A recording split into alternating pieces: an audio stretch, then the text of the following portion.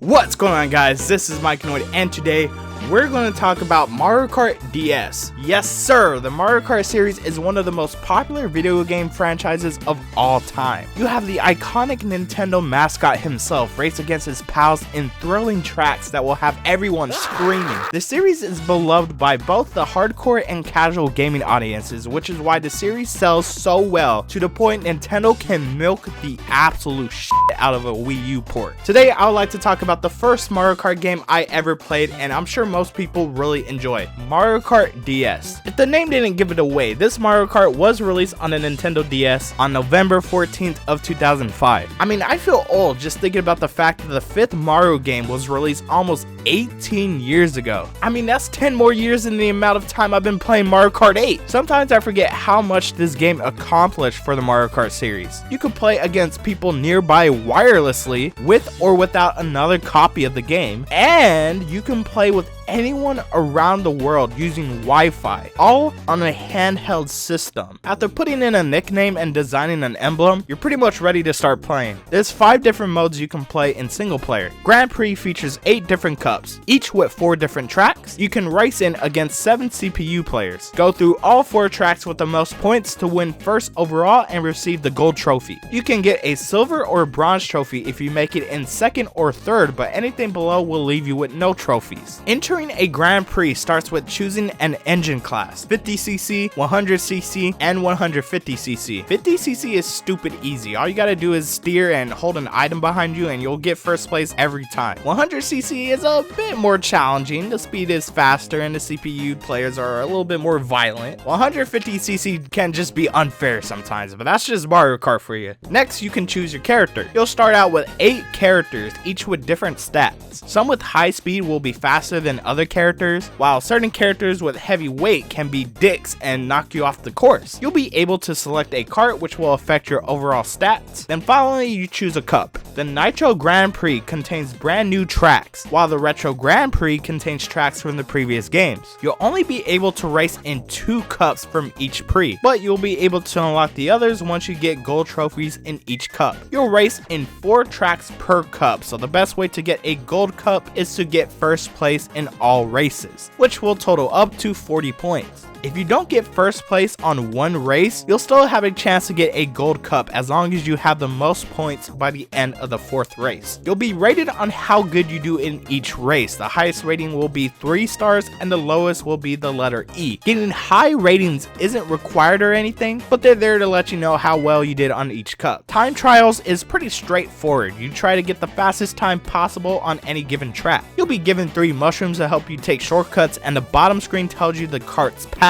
letting you know if you're drifting or using a mushroom. You'll be able to race against ghosts, which represent your fastest time you're trying to beat. You can save your ghost data and send it to a friend so they can try to beat it. Versus mode allows you to race against CPU players or actual people without following Grand Prix rules. You could choose an engine class, CPU difficulty, and even the ability to play in teams. You can play this mode until someone has a certain amount of wins or till however long you want. Honestly, this is a pretty good way to get some practice in without needing to start a new Grand Prix, and when you're playing in teams you don't have to win the race. But no, seriously guys, we're on the same team. Why are you hitting me? Battle mode consists of 2 types of battles that take place in special tracks. In balloon battle, the player who still has all of their balloons intact wins. You burst other players' balloons by hitting them with items. You'll also be able to stay in the game by inflating your extra balloons by blowing into the mic or holding select and stealing your opponent's balloons by hitting with a mushroom boost. And then there's Shine Runners, the game where the player with the most shine sprites wins. Players who don't meet the sprite limit by the end of the timer will be eliminated. This was the original Battle Royale game in my era, and it's cool that you could play in teams and local multiplayer in both battle modes. And with all the fun courses specifically for battle mode, I mean, it was hard to just turn this mode off. I mean, you could burst balloons on an actual DS just floating in space. I mean, that's just peak gaming right there. The final mode is Mission Mode, a series of challenges you'll need to complete under a certain time limit. I'm surprised that this mode hasn't appeared in any other Mario Kart game. These challenges are pretty cool. Most of them are pretty easy to complete, but the real challenge is to finish at a good time to get a high ranking. Each set of missions have a boss fight, big old baddies you need to beat under a certain time. These were really cool and some were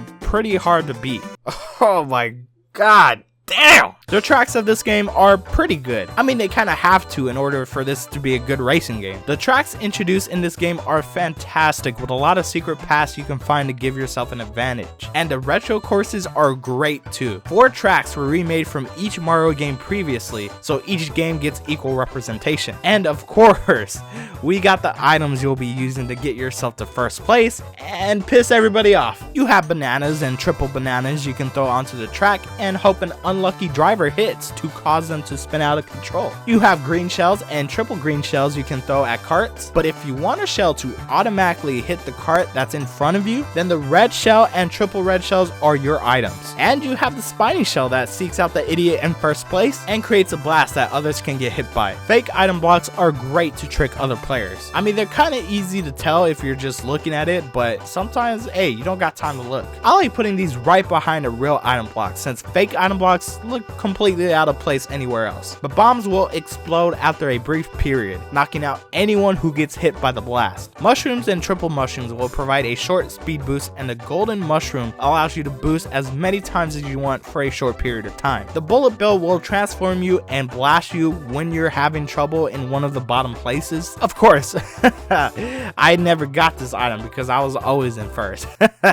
No, that's not true. The blooper sprays ink in your field of vision, which is like the most useless item in this game since you can use the bottom screen to navigate and avoid obstacles until the ink goes away. The boo turns you invisible and steals an opponent's item. The lightning strikes all opponents and forces items to drop and shrinks you for a while. And finally, the star makes you invincible for a short period of time. All of these items are pretty easy to use and don't require that much strategy, which provides a good amount of chaos onto the courses. Yeah, it's pretty rough out there. There are some cool unlockables in this game if you're dedicated enough to get an overall first place on Grand Prix. You can unlock 150cc mirror mode when you get all gold cups in 150cc, which lets you play tracks flipped, and it's just as hard. There are 4 characters you can unlock. You can get Daisy when completing the lightning cup on 50cc, Dry Bones from getting first place overall on the special cup on 50cc, Waluigi from getting a gold lightning cup on 100cc, and Rob from getting a gold special cup on 150cc mirror mode. You'll notice that you'll only be able to choose between 2 carts when you start the game, but you'll be able to choose more as you progress. You'll get to use a 3rd cart when you get first overall in Nitro Grand Prix on 100cc. You'll be able to use 7 carts when getting first place in all Retro Grand Prix cups on 150cc, and finally you'll be able to use all 36 carts when you get first place overall on all Retro Grand Prix cups on 150cc mirror mode. Finally, you'll be able to get a unique ending screen and a new title screen when you get first place in all cups and classes, which is a nice little reward for all your hard work. I mean, Mario Kart doesn't have a story or anything, so having some sort of incentive to play the game and get new characters and carts, it's pretty cool. Thanks to the wireless capabilities of the DS, you'll be able to race against other people. You can start local multiplayer by creating a group and choosing one of the 2 connectivity choices, normal or simple. Normal allows players who own both a DS system and a copy of Mario Kart DS to join and play with their character of choice. Simple allows players who only have a DS system to join with DS Download Play, and they'll only be able to play as Shy Guy. Okay, I get locking one character to download play so that kids can go out and buy a copy of the game to play as all characters, but why is Shy Guy only playable this way? Unless you want to hack the game, you won't be able to play as Shy Guy legitimately, which is pretty unfortunate. Mario Kart DS was definitely a lot harder than I remembered. That's because I spent most of my time in balloon battles. And that's the beauty of this game, you don't have to play Grand Prix to enjoy it. Battle mode and missions allow Mario Kart DS to stand out from the other titles. And yeah, it is nice to play Mario Kart on a big screen with a home console, but portability and local communication makes multiplayer so much fun. I mean, you have to share a screen while playing Mario Kart Double Dash, while Mario Kart DS gives each player 2 screens. And since this is the 3rd best-selling DS game, finding a copy or 2 is pretty easy to come by for a decent price. Whether you play this game by yourself or with some friends, Mario Kart DS guarantees a good time, as long as you aren't blasted off the stage. Holy shit. Well, that's going to be it for today's video. Let me know what you guys think of Mario Kart DS down in the comments below. Thank you guys for watching, and of course, I will see you guys in the next one. Take care. Oh look, Mario Kart DS is available on the Wii U eShop, and for only $10, I'm so glad that we can buy this at any time.